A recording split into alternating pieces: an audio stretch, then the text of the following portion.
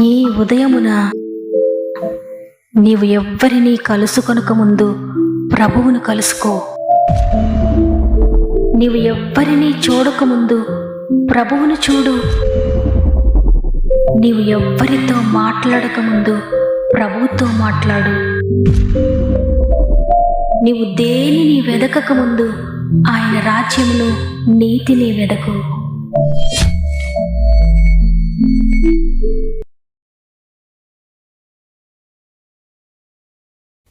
Praise the lord. God first అనే వాగ్దాన కార్యక్రమానికి హృదయపూర్వకంగా మిమ్మల్ని అందరినీ ఆహ్వానిస్తూ ప్రభు నామంలో మీ అందరికీ నా యొక్క ప్రత్యేకమైన శుభములు తెలియజేస్తున్నాను. దేవుని బిడ్డలారా, మీరందరూ ఎలా ఉన్నారు? బాగున్నారు కదా? అనేక క్లిష్టమైన పరిస్థితుల్లో మనం ప్రయాణిస్తూ ఉన్నా కూడా రోజు రోజు దేవుడు మనల్ని నడిపిస్తూ మనపై తన కృపను చూపిస్తూ మనల్ని కాపాడుతూ నూతన దినంలోనికి ప్రవేశపెట్టినందుకు ప్రభువుకు మనందరం కూడా హృదయపూర్వకంగా కృతజ్ఞత చెల్లిస్తూ మన దినమును కృతజ్ఞతతో ప్రార్థనతో వాక్యముతో ప్రారంభిద్దాం.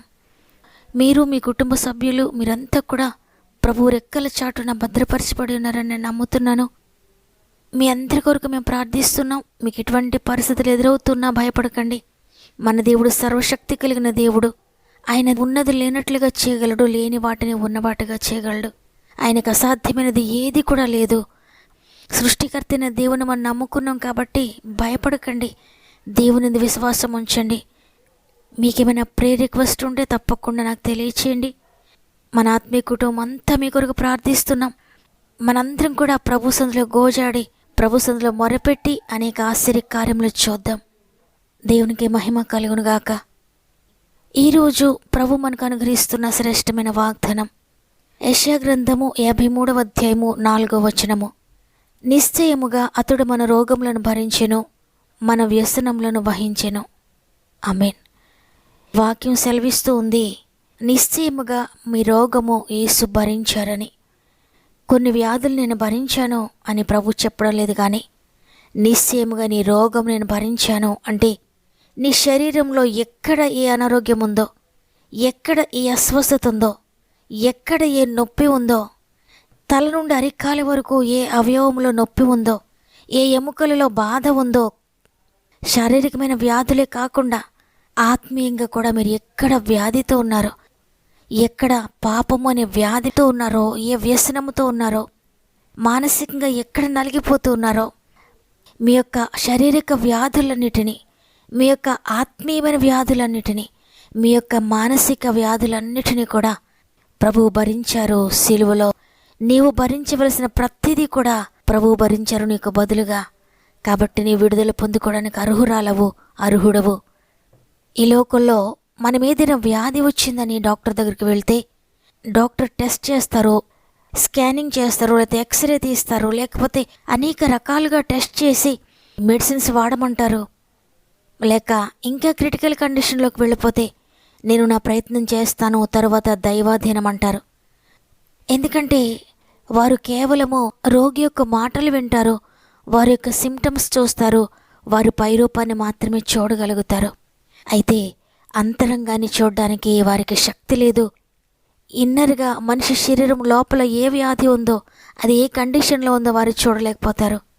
కానీ డాక్టర్స్ని కూడా సృష్టించిన పరమ డాక్టరు ఆయన నీ పై రూపాన్ని కాకుండా నీ అంతరంగాన్ని చూస్తాడో, నీ అంతరంగంలో నీ శరీరం లోపల ఏ వ్యాధి ఉందో, నీవు మానసికంగా అంతరంగంలో ఏ విధంగా నలిగిపోతున్నావో, నీ అంతరంగంలో నీ మనసులో ఏ పాపమును నీ ఏలుతూ ఉందో, ఏ తలంపులతో ఉన్నావో, ఏ వ్యసనాలతో ఉన్నావో అవన్నీ కూడా ఆయన చూడగలడు.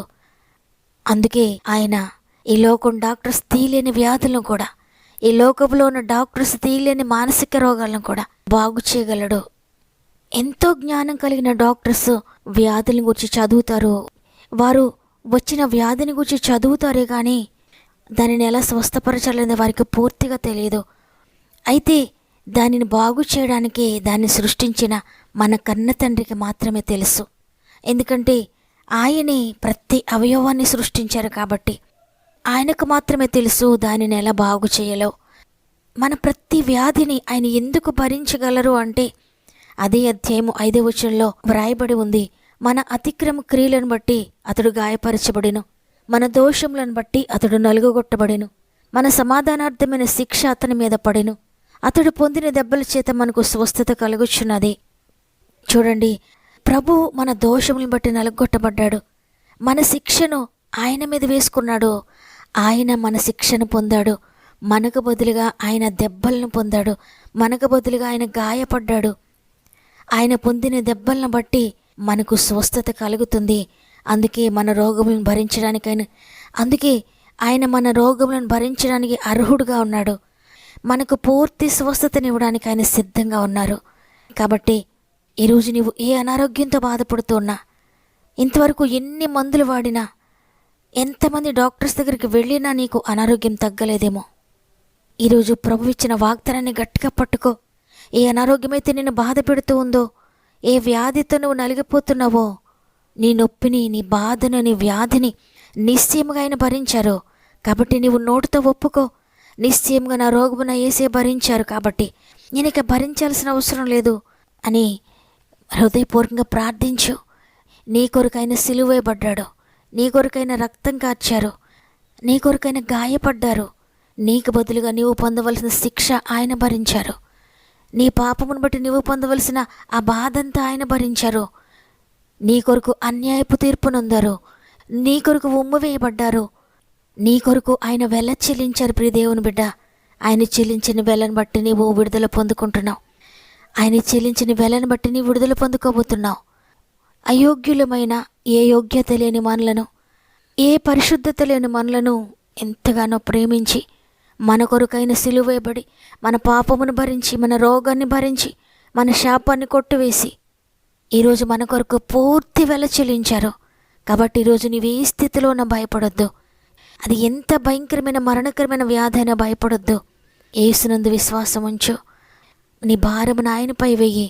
అయ్యా, నిజమే, నాలో ఏ పరిశుద్ధత లేదు, నాలో ఏ యోగ్యత లేదు, అయినా నన్ను ప్రేమించావు, అయినా నా కొరకు సిలువేయబడ్డావు, అయినా నా కొరకు రక్తం కార్చావు, నా వ్యాధిని భరించారు, నిశ్చయంగా నా రోగును భరించాలని వాగ్దానం చేశారు. నీకు కోట్లది స్తుతులని హృదయపూర్వకంగా ఆయన చేతులకు మన జీవితాన్ని సమర్పించుకుందాం. అన్యాయపు తీర్పు పొందావ నాకై, అపహాస్యము భరించావా, ఆదరణే కరువై బాధింపబడియు నీ నోరు తెరువలేదే. నీ ప్రేమ మధురం, నీ ప్రేమామరం, నీ త్యాగమే నన్ను మురిపించింది. నీ ప్రేమ మధురం, నీ ప్రేమామరం, నీ త్యాగమే నన్ను మురిపించింది. ఏముంది నాలో ఏ పరిశుద్ధత లేదే, అయినా నన్ను ప్రేమించితివే. ఎందుకో ఈ ఘోర పాపిని చేరదీసావు ప్రభువా, అయినను నన్ను ప్రేమించావు, కరుణించావు, నన్ను బ్రతికించావు. ఏముంది నాలో ఏ పరిశుద్ధత లేదే, అయినా నన్ను ప్రేమించితివే. ఎందుకో ఈ ఘోర పాపిని చేరదీసావు ప్రభువా. ఈ వాగ్దాన్ని నమ్మిన వారందరూ నాతో మోకరిస్తారా? ప్రార్థన చేద్దాం. ప్రేమగల తండ్రి, నీకు వందనాలు. నీ కృపను బట్టి మరి ఒక దినమును మాకు అనుగ్రహించారు. ఈరోజు సజీవులుగా మమ్మల్ని ఉంచినందుకు వందనాలు. అవునయ్యా, ఏ యోగ్యత లేని మమ్మల్ని ఎంతగానో ప్రేమించావు. మా కొరకు ప్రాణం పెట్టిన వారి లోకంలో ఎవ్వరూ లేరయ్యా. మా కొరకు రక్తం కార్చిన వారు ఎవరూ లేరు. మా కొరకు గాయపడిన వారు ఎవరూ లేరు. మా కొరకు వెల చెల్లించిన వారు ఎవరూ లేరు. తండ్రి, మీరు చేసిన త్యాగమును బట్టి వందనాలు. మీరు చెల్లించిన వెలను బట్టి మేము విడుదల పొందుకుంటున్నామయ్యా. ఎంతమంది అయితే ఈ వాగ్దానాన్ని నమ్ముతున్నారో నిశ్చయముగా వారు ఏ వ్యాధిలో ఉన్నా, ఏ బాధతో ఉన్నా, ఏ వ్యసనముతో ఉన్నా, భయంకరమైన వ్యాధులతో ఏ మంచంపై ఉన్నా, ఒకవేళ ఇంటెన్సివ్ కేర్లో ఉన్నా, ఏ పరిస్థితిలో ఉన్నా అద్భుతకరమైన స్వస్థత మీరు దయచేస్తున్నందుకు నీకు స్తుతులు చెల్లిస్తున్నానయ్యా. నిశ్చయంగా ప్రతి ఒక్కరి బాధను మీరు భరించి అద్భుతకరమైన నెమ్మది మీరు దయచేస్తున్నందుకు వందనాలు. నమ్మిన వారందరూ కూడా యేసునామములో స్వస్థత పొందుకొందురుగాక. నమ్మిన వారందరూ యేసునామములో విడుదల పొందుకొందురుగాక. తండ్రి, అది ఏ వ్యాధైనా, ఏ రోగమైనా, ప్రతి వ్యాధిని కూడా మీపై వేస్తున్నాం, ప్రతి రోగంను మీపై వేస్తున్నాం తండ్రి. మీరు భరిస్తున్నారు కాబట్టి వారిక వ్యాధితో లేరు, వారిక బాధతో లేరు, సంపూర్ణ స్వస్థత పొందుకున్నారు నమ్ముతున్నాను. అంతేకాకుండా మానసిక వ్యాధులతో నలిగిపోతున్న వారందరినీ కూడా స్వస్థపరచండి. ఆత్మీయంగా కూడా మీరు స్వస్థపరచండి అయ్యా. భయంకరమైన పాపములో వ్యసనాలతో ఎంతమంది అయితే ఉన్నారో ప్రతి ఒక్కరిని కూడా మీరు ముట్టండి తండ్రి. పరిశుద్ధతను, నీతిని దయచేయండి నాయన. నీ కొరకు పరిశుద్ధంగా జీవించడానికి సహాయం చేయండి. అంతేకాకుండా అనేక మంది బిడ్డలు వారి ప్రార్థన అవసరం మాకు తెలియజేస్తున్నారు కామెంట్స్ ద్వారా. ప్రతి కామెంట్ను కూడా యేసుని చేతులకు అప్పగిస్తున్నాను. ప్రతి ఒక్కరిని మీరు చూస్తున్నారు, ప్రతి ఒక్కరి జీవితంలో మీరు అద్భుతం చేస్తున్నందుకు, కామెంట్స్లో ఉన్న ప్రతి సమస్య నుండి మీరు విడిపిస్తున్నందుకు, ప్రతి జీవితాన్ని మీరు లేవనెత్తుతున్నందుకు నీకు స్తుతులు చెల్లిస్తున్నాం. ఈరోజు పుట్టినరోజులు, పెండ్లి రోజులు జరుపుకున్న వారందరినీ కూడా చేతిలో పెడుతున్నాను. ఈ నూతన సంవత్సరం అంతా మీరు తోడుగా ఉండి నూతన కార్యములతో నింపండి. ఈ దినం ప్రారంభిస్తూ ఉండగా ఈ రోజంతా మా ఆత్మీయ కుటుంబానికి తోడుగా ఉండి వారు చేసే ప్రతి ప్రయత్నము కూడా మీరు సఫలపరిచి వారు వెళ్ళే ప్రతి స్థలంలో మీరు తోడుగా ఉండి నడిపిస్తారని యేసయ్య పరిశుద్ధమైన నామంలో అడిగి వేడుకొంచున్నాను తండ్రి. ఆమేన్. ఈరోజు ఈ మాటలు విన్న ప్రియ సహోదరి, ప్రియ సహోదరుడా, మీ ప్రాబ్లం ఏదైనా, మీ వ్యాధి ఏదైనా, ఆత్మీయంగానైనా, శారీరకంగానైనా, మానసికంగానైనా, నీ ప్రతి ప్రాబ్లంను, నీ ప్రతి బాధను యేసు భరించారు.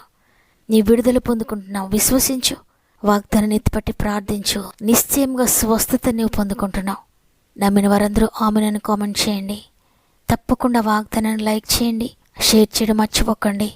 వాగ్దానాన్ని లైక్ చేస్తూ అనేక మందికి షేర్ చేస్తూ ప్రభు పరిచర్యలో పాలు పొందుతున్న మిమ్మల్ని, మీ కుటుంబాలను దేవుడు దీవించి ఆశీర్వదించునుగాక. దేవుని చిత్తమైతే తిరిగి రేపు అందరం కలిసి ఆయనను స్తుతిద్దాం. అంతవరకు ప్రభు మీకు, మీ కుటుంబాలకు తోడేండి నడిపించునుగాక. God bless you.